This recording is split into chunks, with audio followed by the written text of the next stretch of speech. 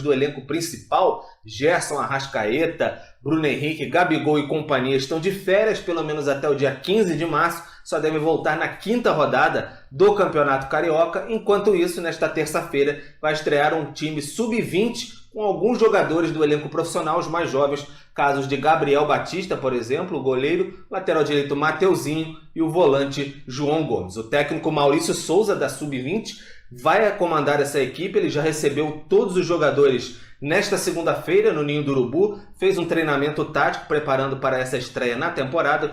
Pode ser que o time vá a campo com Gabriel Batista, Mateuzinho, Noga, também o Natan e o Ramon. No meio de campo, João Gomes, Daniel Cabral, aí pode ser o Yuri de Oliveira na frente, Lázaro, Rodrigo Muniz e o Thiaguinho, que voltou do Náutico e estava emprestado. É uma possibilidade do técnico Maurício Souza. Então o Flamengo vai estrear com essa garotada no Campeonato Carioca, defende agora o seu título, é bicampeão, pode ser tricampeão carioca. Na quinta-feira, Maurício Souza vai ter mais alguns reforços, como por exemplo o atacante Michael, da equipe profissional, que pediu para jogar esse carioca, e também o volante Hugo Moura, ele que estava emprestado ao Curitiba. O zagueiro Bruno Viana, novo reforço do Flamengo para a equipe profissional, veio do Sporting Braga. Ele ainda não pode estrear porque depende de regularização, possível que esteja na 2ª rodada contra o Macaé, já disponível para Maurício Souza. O Flamengo ainda vem conversando com o Rafinha para tentar ali chegar a um acordo para que ele possa vestir de novo a camisa rubro-negra. Expectativa que essa semana, enfim, saia tudo certo entre as partes e aí ele possa vestir a camisa do Flamengo, assinando o contrato até o fim de 2021. Vocês viram aí que às 8 da noite tem então esquenta no Sport Center. Olha só, hein? A CBF atualizou seu ranking de clubes e o Flamengo, com o título conquistado na semana passada, assumiu a liderança. O Flamengo aparece em primeiro, o Palmeiras, que agora disputa a final da Copa do Brasil com o Grêmio, os dois finalistas então aparecem então nesse pódio. O Internacional é o 4º colocado e o Atlético Paranaense, recentemente conquistou também aí a Copa do Brasil, aparece na 5ª posição. Ainda no top 10 estão Santos, Corinthians, São Paulo, Atlético e até o Cruzeiro também, ainda com a pontuação de anos anteriores, principalmente na Copa do Brasil. Boa! E agora é minha hora de perguntar para o fã do esporte, na hashtag SC Brasil, monte o seu ranking dos clubes brasileiros. Se você concorda, ou então vocês concordam com o ranking aí da CBF, ou se vocês mudariam um pouquinho nessa colocação. Eugênio Leal, Flamengo então passando o Palmeiras, justo?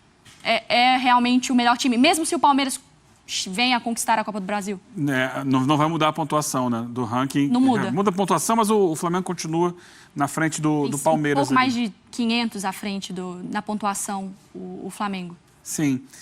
Me parece que os 2 primeiros lugares são esses mesmos, né? Se a gente for olhar nos últimos anos, são os times que têm disputado, têm as principais competições, têm chegado ali, nem sempre vencem, mas estão sempre perto ali de vencer. Entendo também que o Grêmio tem se estabelecido nesse período do Renato Portaluppi no comando e do Romildo Bolzan como presidente, como uma força que também é constante. Se não tem vencido assim nos últimos anos os principais títulos, o último assim grande título foi a Libertadores de 17, mas chega perto, está sempre por ali, enquanto os outros são menos constantes. Daí para baixo me parece um pouco embolada a disputa. É interessante ver o Atlético Paranaense chegando ali à frente do Santos, né? Eu acho que todo ranking é justo desde que ele tenha critério. Ele tem critério, ele é justo. Sim. Obedece ao critério. O critério é um critério de 5 anos. Ok, eu entendi. O critério de 5 anos... Esse é um retrato... Não, aqui o Cruzeiro aparece mesmo com o último ano tão conturbado. Esse é um retrato da pontuação e da conquista de títulos. Então, para mim é inquestionável. O critério é os últimos 30 anos, o critério é os últimos 15 anos. Ok, está entendido o critério? Está fechado. Isso, claro que os clubes têm que capitalizar. Os critérios são justos, né? Exato. Há debate hoje, Eugênio, entre Flamengo e Palmeiras? Dá para colocar o Palmeiras em primeiro e o Flamengo em segundo? Existe? Olha, até dá. Esse ano o Palmeiras foi campeão da Libertadores, né? Que para mim é um título que tem um peso gigantesco. Mas o Flamengo pegou o brasileiro. O Flamengo ano passado ganhou Libertadores e brasileiro. Eu acho que isso tem um peso, né? Ainda mais pela campanha, né? Se a gente olhar o ano, a temporada, não o ano, a temporada 2020, Eu acho que o título da Libertadores tem um peso gigantesco, somado à possibilidade do Palmeiras ganhar a Copa do Brasil. Mas não é só 2020, né? Como disse ali o Marra, você tem todo um histórico recente. Mas sim, são os times que estão disputando o protagonismo no cenário brasileiro. Nos últimos anos, claramente, são Palmeiras e Flamengo. E não há um sinal, olhando para frente, de grandes alterações. Você não acha que o Atlético pode chegar com... Estou falando lá em Palmeiras e Flamengo, Flamengo e Palmeiras. Eu acho que o Atlético... Existe esse sinal, né? Porque tem pessoas, tem um colegiado, né? O nome estou falando agora, né? Que tem cuidado do clube, que vai potencializar, que vai colocar dinheiro. Então, e outra mudança é que o Cruzeiro precisa responder, né? Porque senão ele vai sair dos 10 primeiros por uma questão natural. É o mesmo que defender ranking no tênis. Se você conquistou, e depois você não está lá de novo para defender os seus pontos... Tem que manter. Você vai perder. Exatamente. Falando agora do Campeonato Carioca, a gente viu aí na matéria do Pedro Henrique Torre sobre o Lázaro, que é o cara, o nome para ficar de olho. E parece muito... A gente conversou isso até ontem, que o Flamengo tem muito da sua esperança, talvez não em tantas contratações, mas testar esses garotos que têm respondido também. A molecada é muito boa, já mostrou isso quando o time teve o surto de Covid e os jovens tiveram que entrar. Entraram e deram conta do recado, responderam com profissionalismo, com bom futebol, mostraram recursos, mostraram que são bem trabalhados na base, eles têm os fundamentos, cada um da sua posição. Então, são vários bons jogadores que o Flamengo vai colocar em campo, não tenho dúvida disso. O Lázaro é tido como a joia, aquela história, né? É o habilidoso, é o que tem o drible, é o que tem... É o diferente com a bola no pé. Ele não teve tantas oportunidades no ano passado, né?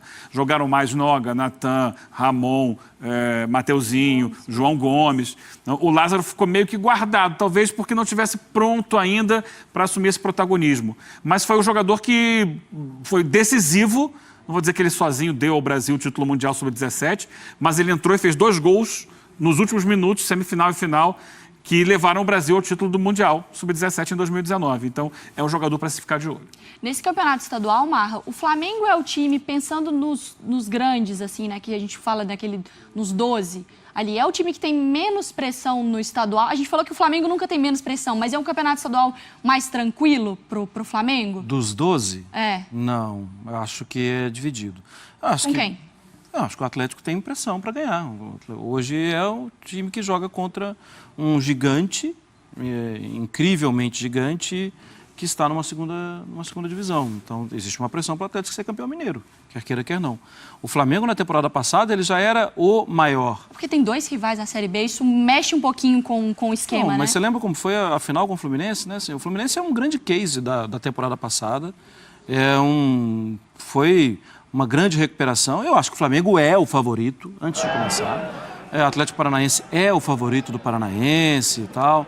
Mas eu acho que está dividido aí entre a expectativa muito grande que o Atlético Paranaense seja campeão paranaense, que o Atlético Mineiro seja o campeão mineiro e que o Flamengo seja o campeão carioca. No Paulista não existe uma expectativa, mas as disputas são diferentes. E falando em pressão, a maior é do São Paulo, né? Já do outro lado, né? Já pegando a contramão da história, porque não conquista, né? Desde 2005. Não é uma pressão por facilidade, né? É uma pressão por falta mesmo, né? Mas ela precisa ser uma pressão real, porque o São Paulo não entra como o melhor time do campeonato. E é um time em montagem, né? Acabou de chegar o técnico. Acabou de trocar técnico, então a tendência maior, se você fizer uma análise fria do campeonato, é o Palmeiras ganhar. A análise fria é essa. Claro que futebol, o bom dele é que ele nos surpreende a cada semana. Mas o São Paulo, olhando elenco, olhando o início de trabalho, olhando tudo que tem acontecido no clube nos últimos anos, ele não pode entrar com a pressão de ter que ganhar, porque ele não é um favorito para ganhar o Campeonato Paulista. Existe uma fórmulazinha que eu trabalho na minha mente doentia. Vamos lá, aula com o professor Mário Marra. Mudou um ano, mudou a temporada, a minha mente doentia, ela procura identidades, padrões. Foi mantido o técnico, é algo que minha mente procura. Foi mantida a direção, é algo que minha mente procura. Mantiveram ou reforçaram, não perderam grandes jogadores de um ano para o outro.